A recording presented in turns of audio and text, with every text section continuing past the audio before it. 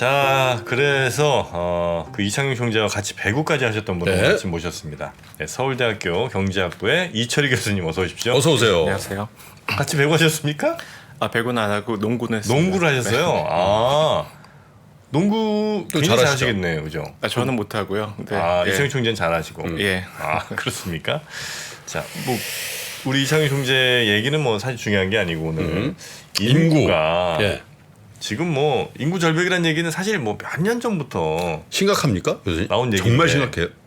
심각해요. 뭐 상당히 안 좋다고 할 수가 있겠고요. 네. 특히 뭐 출산율이 낮은 것도 문제지만 출산율이나 출생아 수가 굉장히 빠르게 떨어지고 있는 것이 굉장히 경제적으로는 안 좋은 문제인 것 같고요. 그러니까 대개는 여러 가지 뭐 제도라든가 시스템이 뭐 매년 특정하게 태어나는 그 인구수에 맞춰서 이제 돼 있는데 갑자기 그 출생아 수, 그러니까 매년 태어난 출생 코호트가 빠르게 줄게 되면은 굉장히 불균형의 발생을 할 수밖에는 없거든요. 그러니까 뭐 의료 시설도 그렇고 보육 시설, 교육 시설 이런 것들이 다 특정한 인구수에 맞춰져 있는데 갑자기 그걸 변화시킬 수도 없고 거기 종사하시는 분들이 변할 수도 없는데 빨리 줄기 때문에 이것에 대해서 굉장히 적응하기도 어렵고 예. 대응하기도 어렵다 이렇게 말씀드릴 수가 있겠습니다. 네. 그러니까 우리가 지금 뭐 인구 되게 뭐 아이를 안 낳는다는 건 다 이제 워낙 많이 알려진 얘기인데 그 정도가 다른 나라에 나라와 비해서. 비교할 때 어마어마합니까? 굉장히 많이 좀 다르고요. 네. 그러니까 물론 그 다른 나라들도 대개는 19세기 이후부터는 출생 수가 또 출산율이 떨어지고 있는 추세인 건 맞습니다. 네. 근데 우리나라하고 차이가 나는 것은 뭐냐면은 그 속도가 굉장히 느리고요. 그러니까 출산율이 떨어지더라도 예. 좀 점진적으로 떨어지고 있고 지금 출산율의 수준으로 본다 하더라도 우리나라가 좀 가장 낮은 편이고요.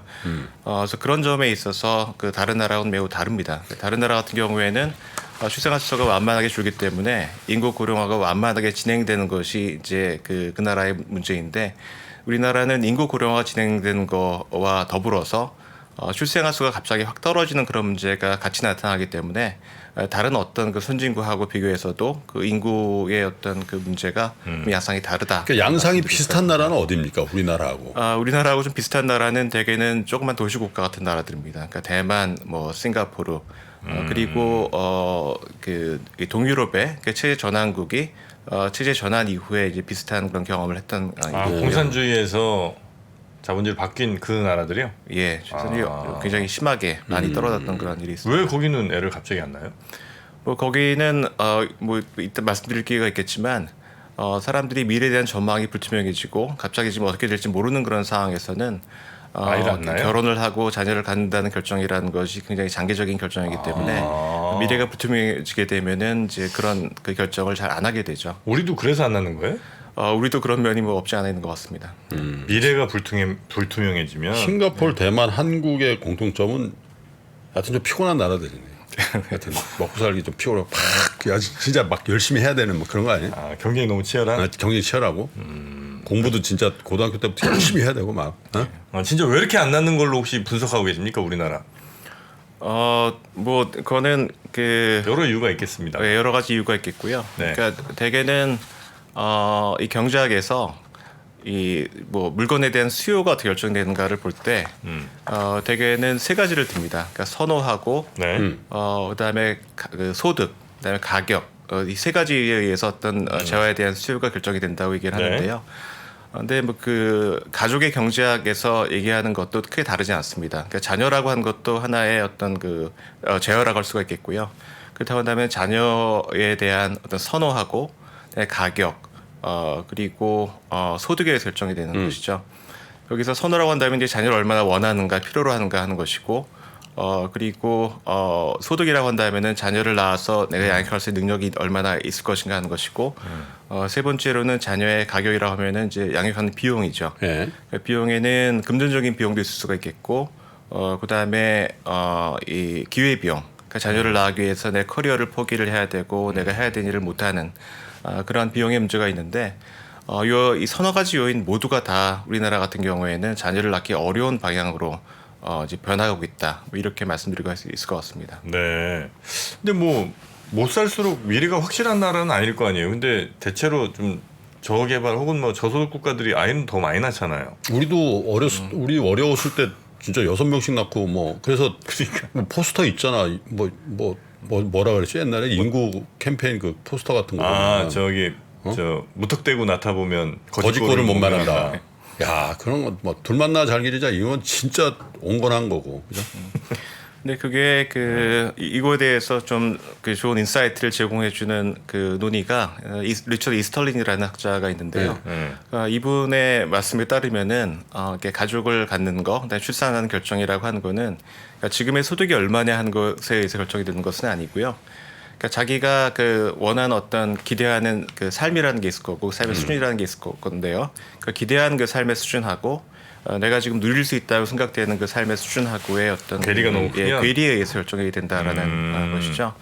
그래서 과거에 못 살았던 그런 때라도 그분들의 과거 기대라고 하는 거는 기대치가 낮으니까 괜찮은데 네, 그 이전 세대에 비해서는 기대가 뭐 낮았기 때문에 그거는 긍정적인 전망을 할 수가 있죠. 네. 그렇지만 예를 들어서 1990년대 이후 같은 경우에는 그 부모님들이 누렸던 것이라고 한다면은 그 이전에 상당한 고도 성장기에 그런 그 좋은 전망이 있었을 텐데 예를 들어 외환위기 이후에 예를 들어서 노동시장에 진입을 하고 젊은 그 계층이 됐던 그런 세대 같은 경우에는 그 부모 세대에 비해서는 뭐 소득 수준이 더 나을 수는 있겠지만 미래에 대한 전망이라든가 그다음에 내가 원하는 거에 대해서 얼마나 그 누릴 수 있을 것인가에 대한 기대는 훨씬 더 낮을 가능성이 근데 높습니다. 그것도 있고 자녀를 대상으로 한 부모의 기대가 굉장히 많이 변화가 있지 않았나. 자녀를 대상으로. 옛날에 자녀를 잘 키우면 내가 60 넘으면 얘가 나 봉양하지. 같이 살면서 아니면 용돈이라도 두둑하게 주면서 나를 봉양할 거야라는 기대가 있으니까. 재산. 재산까지는 네, 그런 개념인데 아니 이거 내가 보니까 열심히 가르쳐놔도 계속 70대까지 뼈골 빠지게 얘를 모셔야 되니까 그런 거 아니에요. 옛날에는 뭐 자식이 출근하면서 아버지 다녀올게요 이렇게 했는데 요즘은 얘야 나 다 갔다 올게 이런 거 아니에요 이거. 그거 누가 낳겠어요. 자녀에 대한 기대. 뭐 그럴 수도 있겠네요. 네. 그거는 뭐 과거에도 그런 사례가 많이 있는 것 같고요. 그러니까 19세기 미국에서 출산율이 상당히 떨어진 그런 사례가 있는데 19세기 미국에서요? 예, 그때는 그런 뭐 산업화나 그런 도시화를 겪기 이전에도 그게 떨어진 그 사례가 있었는데요. 그러니까 특히 도시화가 진행이 되면서 그 중요한 이유는 뭐냐면은 노후 대책으로서의 자녀의 가치가 떨어졌기 때문에 그렇습니다. 그러니까 그 시절에도 결국은 부모에게 중요한 노후 대책은 자기가 그만두고 난 다음에 자기 농장을 자녀가 물려받아서 또 자기를 그렇죠. 먹여 살리고 하는 그런 것이었는데 농촌에서. 예, 근데 열심히 이제 아이를 키워봐야 나중에 그 아이가 도시로 빠져나갈 수도 있고 아니면 꼭 농업을 하지 않아도 이제 먹고 살 수가 있는 그러한 일이 생겼고요. 부모 입장에서도 예를 들어 토지 임대 시장 같은 것이 나타나게 되면은 굳이 자녀에게 땅을 물려줘서 부양을 받지 않는다 하더라도 자기 땅을 임대해 줄 수도 있고 뭐 그러한 옵션이 생겼고 그다음에 그 사회보장제도가 나타나게 되면은 이제 고령연금이 나타납니다. 이제 그렇게 되면은 굳이 자녀에게 노후를 맡길 필요도 없게 되고요. 이제 그런 여러 가지 이유 때문에 예를 들어 자녀가 노후 이 부양의 어떤 좋은 수단으로서의 가치가 떨어지고 있고, 네.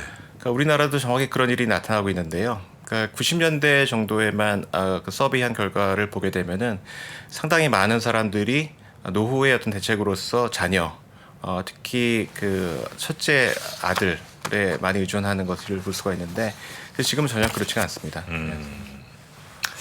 딸에 대한 의존도가 훨씬 높아진 것 같아요. 요새는 예 그래서 뭐 아들 수가 많이 줄었죠. 현실적으로 딸이 훨씬 더 그래. 용돈도 잘 드리고 그런 경우도 많죠. 아니 뭐 하여튼 인구가 이렇게 점점 줄어드는 건 뭐 이거 바뀔 수 없는 사실인 것 같으니 그럼 이제 요 상황에서 우리의 선택은 줄어드는 인구를 잘 한번 먹고 살아보자예요? 아니면 어떻게든 뭐 이민을 받든 뭘 아니면 출생률을 무슨 수를 써더라도 높여야지 않으면 우린 죽는다 요 생각을 갖고 가야 되는 거예요. 뭐 둘 중에 하나만 선택할 일은 아닌 것 같고요. 네. 그러니까 여러 가지 뭐 다른 옵션이 있습니다만 크게 이제 인구 정책을 연구하는 사람들 같은 경우에는 두 가지를 다 가야 된다. 그러니까 하나는 이제 완화 정책이고 하나는 적응 정책인데요. 적응 내지 대응 정책. 완화라고 한다면은 인구 변화의 속도를 조금이라도 낮춰야 된다라는 것이죠. 그래서 이게 뭐 출산율을 급격하게 반등시키는 것은 사실 쉬운 일은 아닌 것 같고요. 돈 엄청 써도 안 되잖아요. 예, 그거는 이제 그 정책의 효과에 대해서는 이제 또 따로 말씀드릴 수가 있을 것 같은데, 뭐 그렇긴 합니다만, 안 썼을 경우에 비해서는 그래도 덜 떨어졌을 가능성이 잘 막았다. 있고요. 그러니까 이게 정책의 효과라고 하는 게 이 떨어지는 것을 올리는 것만 정책 효과가 아니라 더 많이 떨어졌을 것을 덜 떨어지게 하는 것도 중요한 정책의 효과이고요. 그래서 앞으로도 마찬가지입니다. 이게 떨어지는 방향만 중요한 것이 아니라 얼마나 빠르게 떨어지냐 하는 것이 아까도 말씀드렸듯이 굉장히 중요하기 때문에 그것을 조금이라도 완화를 해야만 그 이후에 나타난 여러 가지 불균형 문제를 조금이라도 완화하는데 도움이 되기 때문에 이런 완화 정책을 지금 포기하기는 좀 어렵다는 것이고요. 네. 두 번째는 이것을 완화한다 하더라도 어쨌거나 전반적인 인구 변화의 방향이 크게 바뀔 것 같지는 않고 그 중에서 이제 중요한 것은 앞으로 한 20년 동안에 뭐 젊은 인구도 줄고 그렇게 되면서 여러 가지 불균형이 발생하게 됩니다. 우리 사회 여러 가지 곳에. 네. 근데 그것을 조금이라도 완화하기 위해서 지금부터라도 필요한 제도적인 개혁을 서둘러야 된다라는 그런 두 가지를 같이 진행을 해야 될 것 같고요. 그다음에 이민, 그러니까 외국인을 받는 문제를 이제 말씀하시는데 생각한 것보다 그렇게 쉬운 문제는 아닙니다. 그리고 어느 시기냐에 따라서 이민 정책의 방향이 좀 달라져야 될 것 같고요. 그래서 앞으로 한 20년 정도는 우리나라 인구가 그러니까 절대적인 규모에 있어서 엄청나게 줄지는 않고요. 그다음에 노동 인력의 규모도 한 15년, 20년 정도는 총량에 있어서는 많이 줄지는 유지가 않습니다. 좀 돼요. 예. 근데 다만 젊은 인구가 줄고 여러 가지 구조적인 불균형이 발생하는 게 문제이기 때문에 지금처럼 저숙련의 외국인을 대량으로 도입하는 것 자체는 이제 그 문제를 해결하는 데는 네. 크게 도움이 되지 않을 것 같고요. 다만 20년 이후가 되게 되면은 이제 인구도 굉장히 빨리 줄고 노동 인력도 실제로 줄 수 있기 때문에 이제 그때부터는 이민을 어떻게 받아야 될지에 대해서 이제 고민을 해야 되는데 이게 우리가 받는다고 마음 먹는다고 될 일은 아닙니다. 왜냐하면 성출하는 국가에도 사정이 바뀌고 있고요. 그다음에 그런 외국인 근로자들을 둘러싼 여러 나라의 경쟁이 굉장히 치열하거든요. 그래서 앞으로 우리가 도입해야 될 그런 외국인은 사실은 좀 중간 숙련 이상의 그런 숙련자들이 필요한데 그러니까 우리가 원하는 이민 받고 싶은 사람들이랑 우리나라에 들어오고 싶은 사람들이랑 미스매치가 늘 있는 것 같더라고요. 그렇죠. 앞으로는 그게 더 늘 것 같고요. 그래요. 예, 다른 나라들도 열심히 외국인을 받으려고 하고 있기 때문에 그 경쟁을 좀 고려해야 될 필요가 있습니다. 네. 만약에 지금 이 형태로 이 상황으로 계속 인구가 줄어들면 구체적으로 무슨 문제들이 우리가 생각할 때 발생할 수 있는지 좀 알려주시면 좀 더 위기감을 한번 좀 가져보겠습니다. 조금 전에 말씀을 드렸듯이 한 20년 정도 이후에까지의 문제는 이제 미스매치의 문제가 될 것 같아요. 그러니까 출생 매년 어떤 제도라든가 어떤 시스템 같은 것이 특정한 인구에 맞춰져 있는데 그 인구가 갑자기 변하게 되면은 이제 불균형이 발생하는 것이고요. 지금 몇 가지 예를 들자면은 이제 노동시장 같은 경우에는 앞서 말씀드렸듯이 총량에 있어서의 노동인구 규모는 안 주는데 젊은 노동인구가 굉장히 빠른 속도로 줍니다. 그러니까 35세 미만의 노동 인구가 지금에 비해서 한 25년쯤 후가 되면 거의 절반 정도로 줄게 되거든요. 네. 젊은 사람 찾아보기가 어려운데. 그럼요. 근데 문제는 젊은 사람하고 나이 든 사람하고 노동시장에서 잘 대치될 수 있는 관계냐 하면 그렇지가 않습니다. 그러니까 지금 젊은 사람들이 한 일을 나이 든 사람들을 투입한다고 할 수 있냐면 그렇지가 않고요.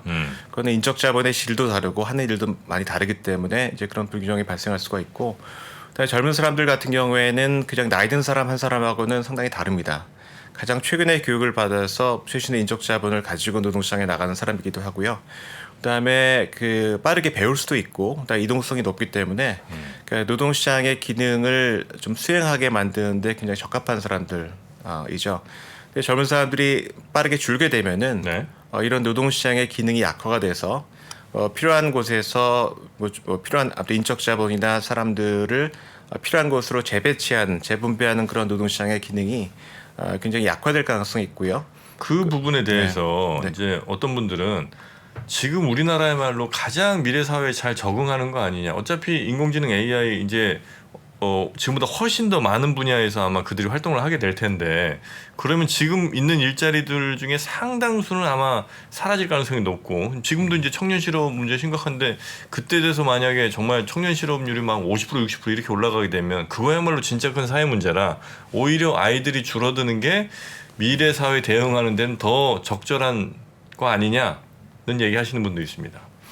이거는 이제 두 가지로 거기에 대해서 답변할 수가 있을 것 같은데요. 네. 첫 번째는 그런 미래가 정말 도래할지가 불투명하다라는 것이고요. 그러니까 과거도 한 250년 동안 그러한 기술이 변하면서 그런 기술 변화가 노동을 대체하기 때문에 그런 문제가 발생할 것이라는 얘기를 했었고 네. 이미 1960년대에 그런 자동화 기술 같은 것 때문에 그 기계가 사람을 대체하기 때문에 기술소득이 필요하다는 주장은 이미 1960년대 그 존슨 행정부 때부터 나타났던 그런 일입니다. 네. 그래서 이것을 연구하는 분들은 이제 어떻게 얘기를 하냐면은 특히 데이비드 아우터처럼 이 분야의 그 연구를 많이 하신 그런 분들 같은 경우에는 잘은 모르겠다. 근데 과거 50년을 보게 되면은 60년대에 예단했던 그런 일이 일어나지 않고 여전히 노동력이 굉장히 그 희소한 그런 자원으로 남아 있는데 앞으로 50년이 어떻게 될지는 모르지만 자기가 여러 가지 본 정황 증거를 살펴보면은 앞으로 50년 동안도 그럴 가능성이 높다라는 것이고요. 그러니까 필요한 그런 일자리의 질이라든가 그런 것들은 많이 달라지겠지만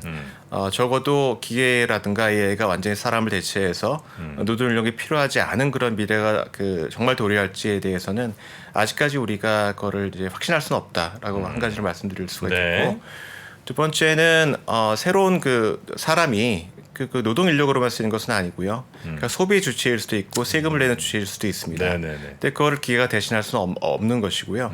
그렇기 때문에 여전히 이런 그 인구 구조의 변화라고 하는 것이 그런 AI가 쓰일 수 있다 하더라도 경제에 미치는 부정적인 영향이 사라지는 것은 아니다라고 말씀을 드릴 수가 있겠습니다. 근데 약간 이제 방향이 좀 다른 얘기일 수도 있는데 우리나라 인구가 이제 문제가 되는 게 그 출산율도 출산율이지만 결혼을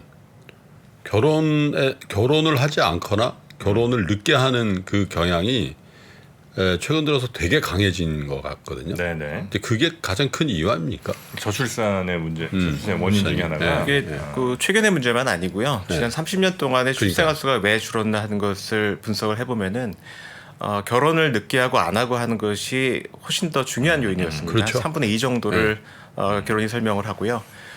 그나마 그러니까 유배우 출산율, 그러니까 결혼을 해서 자녀를 낳는 것은 적어도 2012년 이전까지는 뭐 줄지 않고요. 오히려 좀 올라갔습니다. 버텼죠.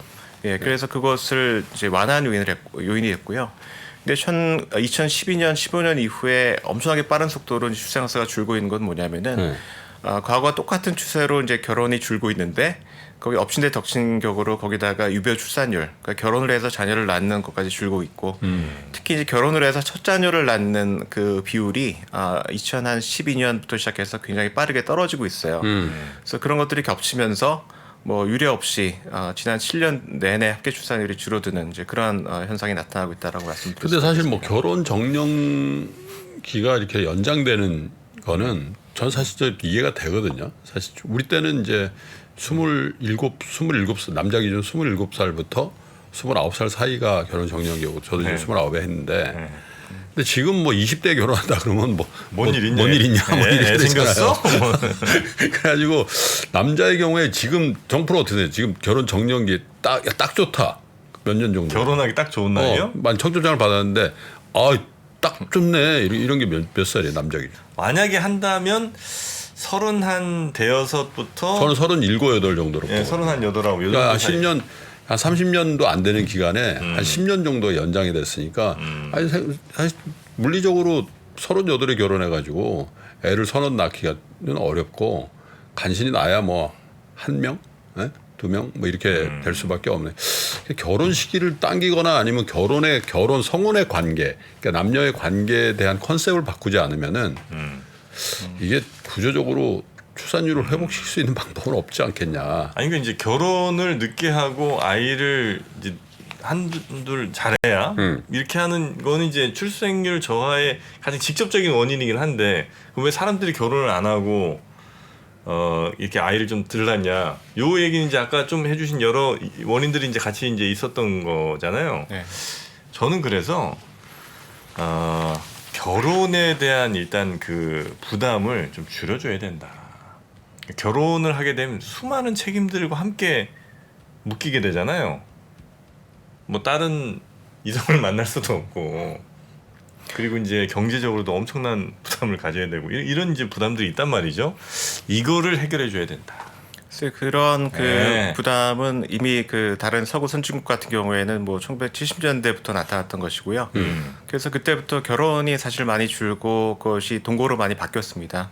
그래서 지금 우리나라 같은 경우에는 비혼 출산이 전체 출산의 한 2%밖에 안 되지만 뭐 다른 나라 같은 경우에는 40%에서 한 50% 정도가 결혼하지 않고 그 자녀를 낳는 것이고요. 동거 상태에서 낳는. 예. 근데 물론 그 자녀를 낳게 되면은 좀 고학력자라든가 사정이 괜찮은 사람들 같은 경우에는 바로 이제 결혼을 합니다. 이제 그렇지만 이제 그렇지 않은 사람들 같은 경우에는 그냥 혼자서 아이를 키우는 그런 집들이 굉장히 많이 있고요. 근데 우리나라 같은 경우에도 그때와 똑같이 어떤 결혼이 굉장히 큰 장벽으로 이제 된 것은 분명히 맞는 것 같아요.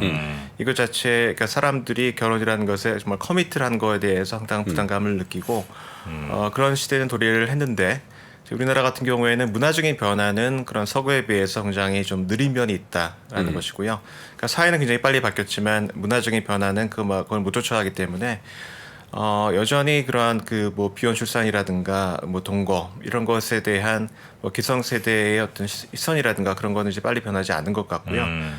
그래서 그런 괴리가 남아 있는 것들도 이런 그 뭐 어떤 좀 문제가 되고 있는 것 같습니다. 네, 네. 자, 그래서 지금 이제 뭐 엄청나게 아까 말씀하신 것처럼 예산도 쏟아붓고 있고 뭐 앞으로도 아마 상당히 그럴 텐데 이게 혹시 저 우리 자원을 다른 데 더 써야 돼. 어쨌든 이제 자원이라는 거 한정되어 있는 거고 그걸 어디에 배분하냐 문제일 테니까 저출생에는 아무리 노력해도 정말 효과가 요만큼밖에 안 나오는데 차라리 다른 데다 쓰는 게 훨씬 더 저 효과적인 건 아닙니까? 그렇진 않나요? 저는 뭐 거의 이렇게 동의하기는 좀 어렵고요. 네. 그러니까 이런 이유 때문에 그렇습니다. 대개는 저출산 대응 정책이 전혀 효과가 없었다라는 것의 근거는 출산율이 그 안 올라갔다 또는 더 떨어졌다라는 것이거든요. 근데 그런 정책이라고 하는 것이 진공 상태에서 일어나는 것은 아니고요. 네. 다른 여러 가지 조건 하에서 일어나는 것이고 그렇기 때문에 다른 여건이 나빠지게 되면은 정책 효과가 다 상쇄될 수도 있는 그러한 부분입니다. 그래서 사실 정책 효과를 알려면은 정책이 없었던 경우에 비교해서 지금 어땠는가를 봐야 되는데 그건 상당히 쉽지가 않은 것이죠. 근데 여러 가지 개별 정책의 효과를 보게 되면은 다 크진 않지만 효과가 있는 것으로 나타나고요. 그러니까 뭐 현금 지원 정책에 대해서 굉장히 비판이 많죠. 돈 뭐 그거 줘서 아이를 낳겠는가 그런 얘기가 있는데 실제로 보게 되면은 그 규모는 크진 않지만 효과가 있는 것으로 나타나거든요. 뭐 다른 정책도 적절하게 한 건 그렇고요. 근데 왜 그렇게 효과가 별로 안 나타난 것처럼 보이느냐? 뭐 세 가지입니다. 하나는 뭐냐면 충분하지 않다라는 것이고요. 그러니까 저출산 예산으로 뭐 수백 조를 썼다고 얘기를 하지만 그 안을 뜯어서 보면은 전혀 그 출산하고 관계가 없는 다른 예산들이 예산들이 많이 이름만 있고요. 붙은 게 많죠. 예. 네. 그리고 실제로 가족에 대한 그런 지원 예산이 그러니까 OECD 국가들을 같이 이제 비교할 수 있는 그런 항목이 있는데 그걸 보게 되면은 여전히 다른 OECD 국가들에 비해서 굉장히 낮습니다. 그러니까 유일하게 좀 많이 지출하는 것이 무상 보육에 지출하는 것만 다른 데에 비해서 많고 다른 데에 비해서는 다 하위권이고요.